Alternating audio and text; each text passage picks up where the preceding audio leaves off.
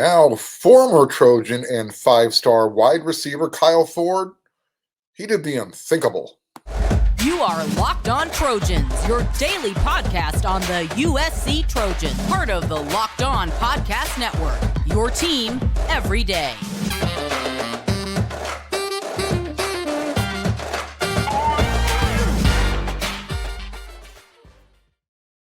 Fight on, everyone. I'm your host, Mark Hulkin, and thank you for making Locked On USC your first listen every day. Hope you're having a great time enjoying the show. For those of you who are watching on YouTube, thank you very much. You can also, wherever you download your podcast, we are always free. And if you are watching on YouTube, do me a favor, hit that red subscribe button and that like button. It'll mean a whole heck of a lot. Yeah, Kyle Ford, he did it. He Bruined himself. I said when he announced that he was transferring that wherever Kyle lands, that program was going to get more than just a great football player. They're getting a really good, great human being. I said that before I saw this happening. I had no idea he would lower himself and become a UCLA Bruin. Come on now, Kyle. I mean, look, I get it. We talked about it. I think the reason he's leaving USC is he wanted to be the feature wide receiver, and going to UCLA, he would be I believe he would be the number one target. I took a peek at their roster, what they have coming back and what's coming in. Kyle Ford is definitely number 1A or 1B. Chip Kelly, he's got a good offensive mind. He'll figure out a good way to use Kyle Ford. But again, UCLA, come on. Oof. Here's something else to consider. Who's going to throw the ball to Kyle? Like I said, I was looking at their roster over there at that school out west. We will refer to them as the SOW going forward. We know Dante Moore is arriving. Very talented, 5-star freshman quarterback. Supposed to be really good.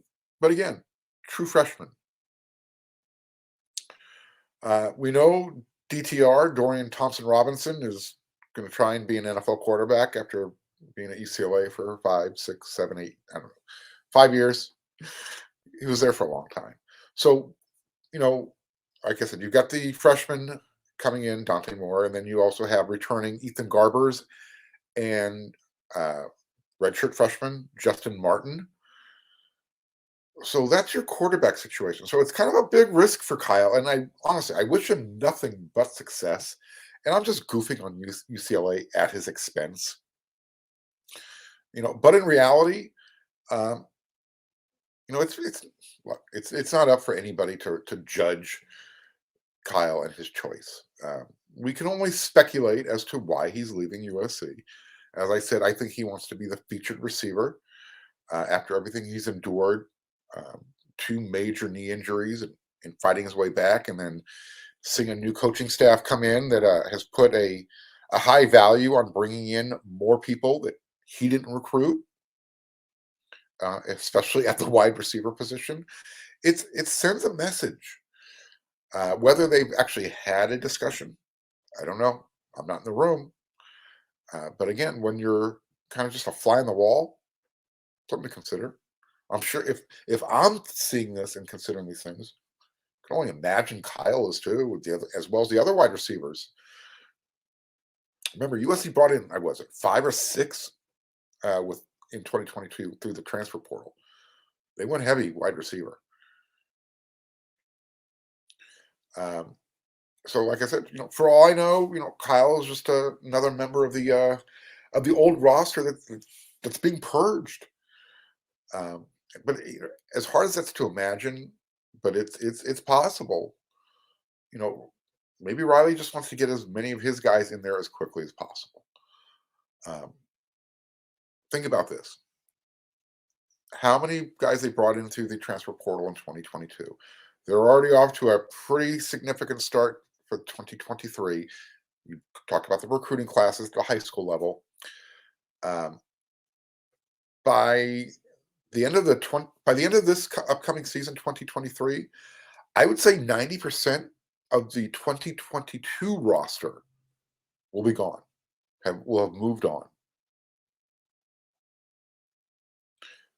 So, like I've said ad nauseum, I would anticipate more guys to leave.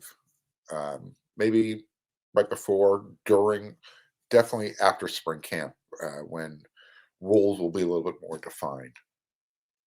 But here's the underlying point that we're about to talk about. How's this? When players leave USC through the transfer portal, now there's a good chance they're going to see him on the opposite side of the field.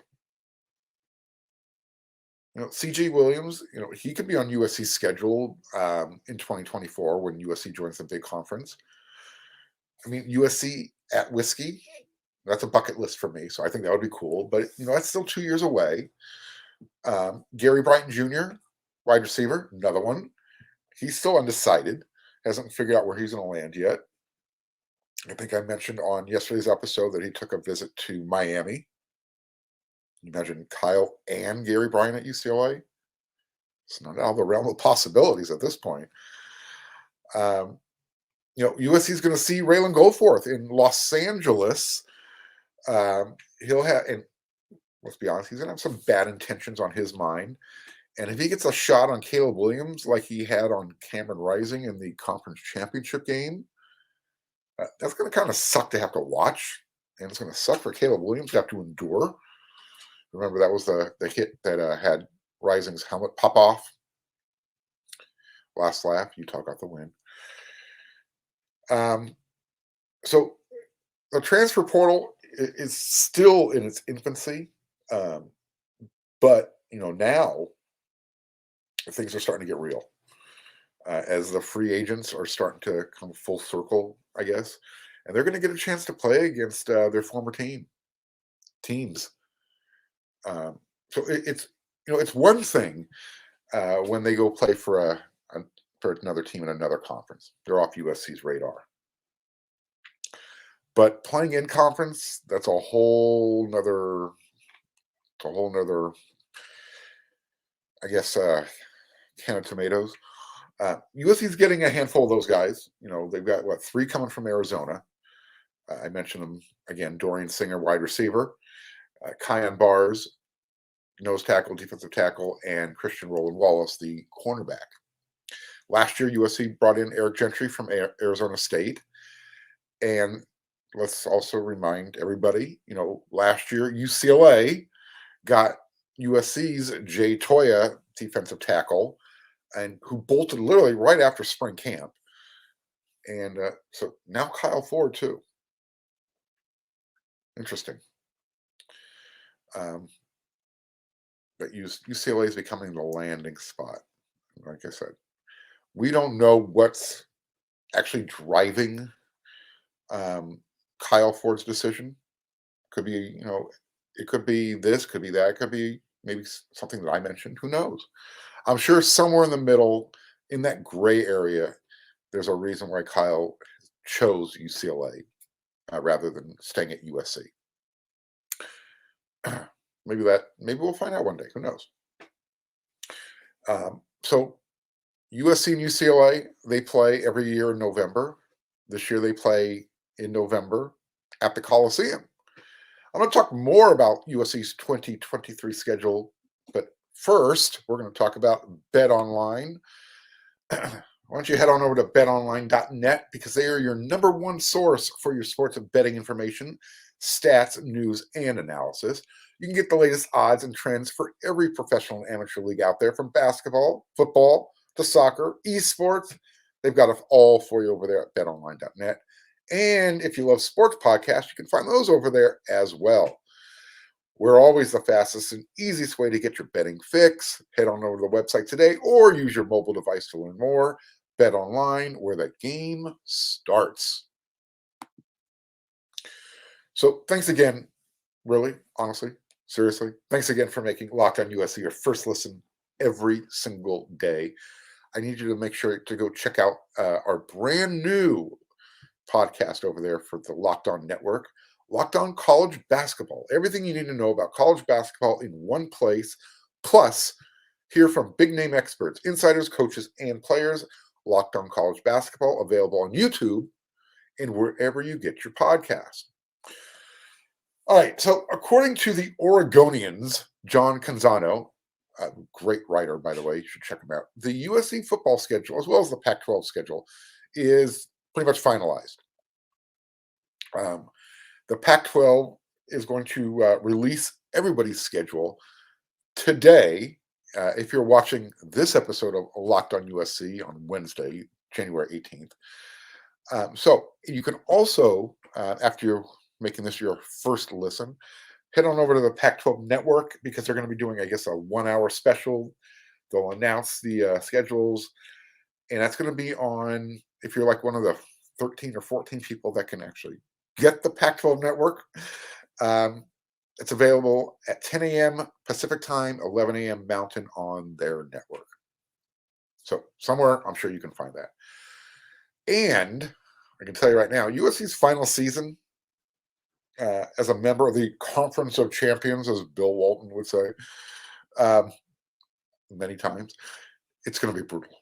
USC is going to have a very tough schedule. We knew that going in. The Pac-12 is sending USC off with a basket of fruit as a consolation prize, I guess. Wow, it's literally USC is going to have a really difficult time making the playoffs. Yes, they're going to be very talented. Yes, they still have Caleb Williams, the Heisman Trophy winner, returning. That gives them a leg up. With that said, it's going to be a very tough season coming. The schedule is going to be really difficult. Just from an offensive standpoint, look, we know USC's Achilles heel is defense. Well, the Pac-12 is going to be pretty deep in 2023, and that's just based on the returning quarterbacks. Let me go over these names. This is who USC is going to face just in the Pac-12. So I know they're going to be playing Arizona State, and Arizona State is getting the quarterback transfer from Notre Dame, Drew Pine, who had a pretty good game against the Trojans at the Coliseum last year. They're going to also get, now he's not a returning quarterback, but I'm going to put him in this mix here because he has multiple years of experience, and that's going to be Deion Sanders' son at Colorado, Shador. So let's see how well he does going against a better level of competition week in and week out than he did playing at Jackson State. The other quarterbacks, you got Bo Nix at Oregon, USC will be facing, Jaden DeLaura, Arizona, Cameron Rising at Utah, again, for a third time. Who knows? It could be a fourth time. Michael Penix, the quarterback from Washington, who a lot of people felt deserved to be in New York with Caleb Williams at the Heisman ceremony.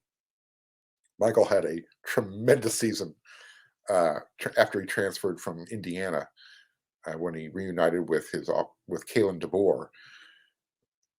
That offense can move the ball. They're going to put up points. They're going to be even better next year. And let's also remember, no other conference in 2022 had more 10-win teams than the Pac-12. So with those quarterbacks coming back, points are going to be scored in bunches. And I mentioned USC's defense, not good. Got to get better. No doubt about it. So if everything holds, everything holds true to form, this is how the Trojans are going to close out their 2023 schedule. Ready? They're going to host Washington on November 4th. They will then travel to Eugene to play the Ducks on the November 11th. And then they get to come home and they get to host UCLA on the 18th. Oh, and by the way, because USC has a week 0 game where they're going to be hosting San Jose State, that makes them eligible for 2 bye weeks, right? Great. Well, the first one will be week 3. Okay. I guess you'd prefer to have it a little bit later in the season. But their next one is going to be week 13, which happens to be the week before the Pac-12 conference championship game. Whatever. Um, yeah. So, yeah, just going to leave that there for right now. Let me gather my thoughts on that one. Other notable games: USC is going to play at Colorado early in the season. Um, I believe on September 30th. I bring that up not because I'm worried about the weather, uh, or I should say, it's more so I'm bringing that up because USC won't be playing in the weather later in the season. Although this would be one of those upset games where prime time can get his guys focused on USC, but maybe not because Colorado's first game of the season. Oh, by the way, maybe not the first game of the season. Their first Pac-12 game of the season, 1 week before USC at Oregon. So prime time, welcome to the big time, right? Um, and then as far as according to the Oregonian John Canzano, who put out all this information for us, there's still decisions being made as to when Arizona will be hosting. Excuse me, USC will be hosting Arizona, but they're trying to decide if that week 6 game will be either a Friday or a Saturday night. So we'll talk more about the schedule once it becomes official. It's written in stone. But, right off the bat, 9 weeks straight without a bye week. And, if USC gets to the conference championship game, sure, perfect timing for the second one. But I got to tell you, man, that end of the schedule, that might make that bye week just a moot point, period. It's going to be a tough one. Like I said, you got those returning quarterbacks. We don't know. We have USC's 2022 defense still, fresh, that taste in our mouth, and we don't know what adjustments they're going to be able to make. So again, Washington in year 2 is going to be better. Yes, USC gets them at home. That's an advantage. But like I said, I've watched Michael Penix when he was at Indiana. He had a great year when Kalen DeBoer was his offensive coordinator there, and he looked much better when he reunited with him at Washington in 2022. Didn't look so good in 2021 without him. Again, Bo Nix coming back for I think he's gonna have a grandkid by the time he leaves Oregon, but that's how long he'll be in college. That'll be a tough game at Autzen, and that should be a must see. Everyone in the nation will probably be watching that game, assuming Oregon is having a good season, and assuming USC is on the path to the playoffs. So those late season games. Does everybody remember 2006? This has a similar type of feel to it. Yeah, we'll talk more about the schedule again as once we have it official, and I can go over it game by game and see where everything lines up. All right, I think it's fair to say that if Michael Jordan is to Kobe Bryant, then it's probably the same to say that Patrick Mahomes is to Caleb Williams. What's my point? On yesterday's episode of Locked on USC, I asked, I was just throwing out a fun question out there about who you'd rather start your college football team with, Caleb Williams or Reggie Bush. Oh, after the show, it got me thinking even further. Caleb Williams, he's one of those generational types of talents, just like Kobe Bryant, just like Michael Jordan. So how Kobe watched Michael Jordan and developed his game and emulated him and maybe even I won't say surpassed Michael. Michael is Michael. But Kobe at 18 was doing this in the NBA. Michael developed in college with Dean Smith at North Carolina. They said the only person who could keep Michael from scoring was his head coach. So, um, Kobe, when he got to the NBA as a teenager, 18, uh, he had to learn how to be an NBA player. Caleb Williams has already far surpassed where Kobe Bryant was at that point. So imagine Caleb Williams watching Patrick Mahomes doing what he does in the NFL. And you can already see him emulating him during his game, doing what he does. He can throw the ball over his shoulder, sidearm, underarm, pitch, whatever. We know Caleb is very elusive in the pocket and can take off and run at any time. So we see how Patrick has revolutionized the game at quarterback.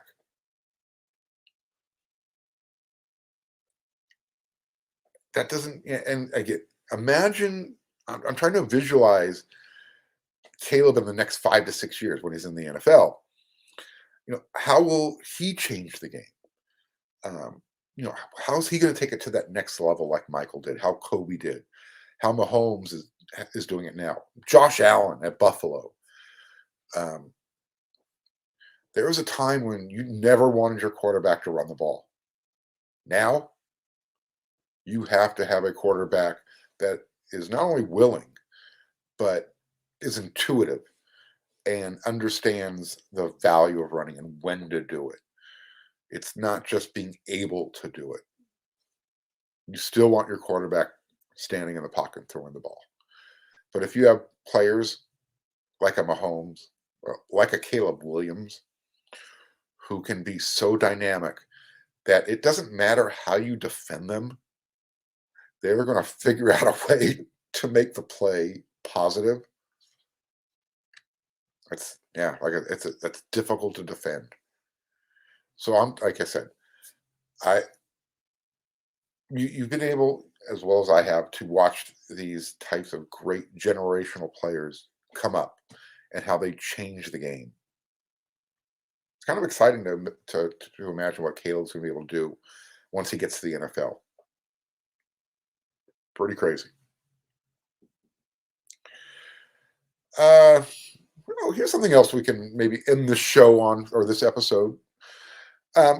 Is the Pac-12 did they find a way actually to maybe level the playing field, keep recruits looking at the dollar signs pointed at the Pac-12? I think they did. Essentially, for every 1,000 views, student athletes are going to be able to make about $30 for every 1,000 views on their social media when they do an ad read or narrate their highlights from their whatever game they might have played in or meet they competed in. Starting in April, the Pac-12 conference football players will be able to commentate on and earn money from their game highlights through, it's called CuraStory, a media technology company that helps athletes monetize their videos they post to social media platforms. The players can commentate on the highlights, click one button on CuraStory, and distribute the videos to their YouTube, TikTok, Facebook, and other social media channels. Their previous Tempest X deal with Twitter did not allow the players to commentate on their highlights or post the videos on their social media channels. Quote, they're going to walk us through what went on in their heads as they're making the play, making jokes and things like that. It's basically like mic'd up content. It's reactionary content, end quote. That's coming from, the last name is Kelly, who I guess is a representative of the CuraStory. Kelly said the Pac-12 players will receive 50% of the advertising revenue they generate, while CuraStory, Tempest X, and the Pac-12 will split the remaining 50%. That differs from CuraStory's other deals with athletes, fitness instructors, and others who use CuraStory and earn 70% of the revenue. Quote, this is the first deal like this we've ever done, Kelly said. It's a landmark media rights deal with this footage being available for student athletes to commentate on. And if it all goes well, this opens up for additional conferences and additional leagues, end quote. You have to admit, this is pretty intriguing. $30 for every 1,000 views, or something close to that, I guess is what they calculate it out to be. The school student body, fans, they're going to be able to play a role in this, and help their favorite player make some money. You got to admit, the Pac-12, they're looking for ways to stay in the game. They're losing USC and UCLA. That's a big chunk of TV. That's a TV market they're losing. So they gotta figure out ways to keep eyeballs on the conference, as well as keep recruits interested in coming to play for the Pac-12 teams. It's a pretty novel idea. You got to give them credit for that. But then again, as I just read, this isn't going to be proprietary to the Pac-12.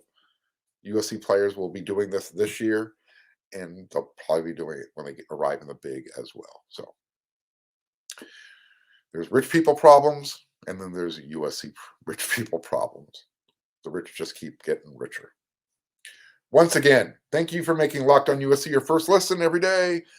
I need you to make sure to check out our brand new podcast, Locked On College Basketball. Everything you need to know about college basketball in one place. Plus, you get to hear it from big name experts, insiders, coaches, and players. Locked On College Basketball, available on YouTube and wherever you get your podcast. All right, that's it. Another episode of Locked On USC is in the books. We come at you 5 times a week.